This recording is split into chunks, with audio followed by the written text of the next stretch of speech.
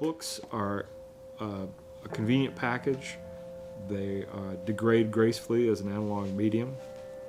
They operate without any other hardware or software needed. They can go out into the world on their own and find their ways to places you could never anticipate. You can burn books, but it's hard to censor them really, because they slip out and they're multiplied. And the book in multiple is very important to me for that reason. And they go into libraries and they go all kinds of funny places that I think of, when I was in China and I tried to Google Tibet from a web bar in Chengdu, and the Chinese government blocks Google, and Google goes along with that, to keep people from getting access to all that information. And it just seems to me that this electronic media is so easily censored and so easily blocked and manipulated by governments or businesses that it's not trustworthy in some way. Not that books are more trustworthy, but I find the book a more satisfying thing to make. I had made this shift using computers in my work fairly early on, but always as a way to make things, not as an end in themselves.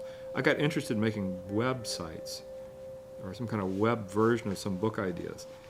And I did it, and I thought it was a direction I was really going to pursue, but then something happened with me in interactive media, and I got frustrated with how it doesn't migrate forward. There used to be a program called HyperCard, and things made in HyperCard are no longer viewable unless you have an old Mac that runs a HyperCard stack. And I spent a lot of time developing a couple of these little sort of trial pieces, and it just seemed to me that I was throwing my time away, that I was making things that would be viewable for a few years and then they would sort of disappear. I just felt that the digital medium wasn't the kind of thing I wanted to make, because I wanted to make things that would last past my own lifetime.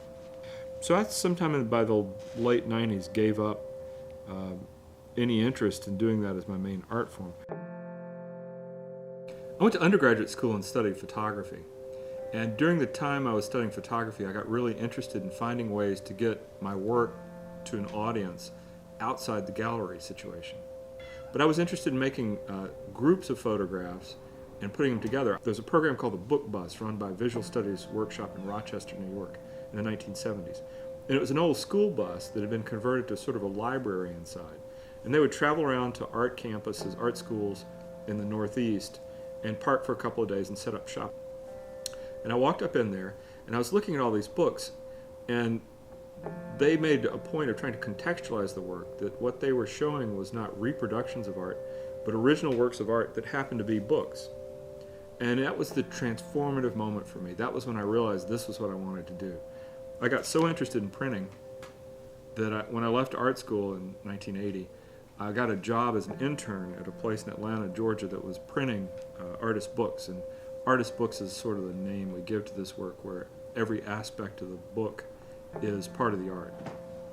And it was really interesting work. I got to learn a lot about how I wanted to make books, what books could do, all the different parts of it. And it was really during that period that I got interested in graphic design, because it was clear that that part of how books were made was an important part of the book. How you articulate the voice in the book comes out of all those elements.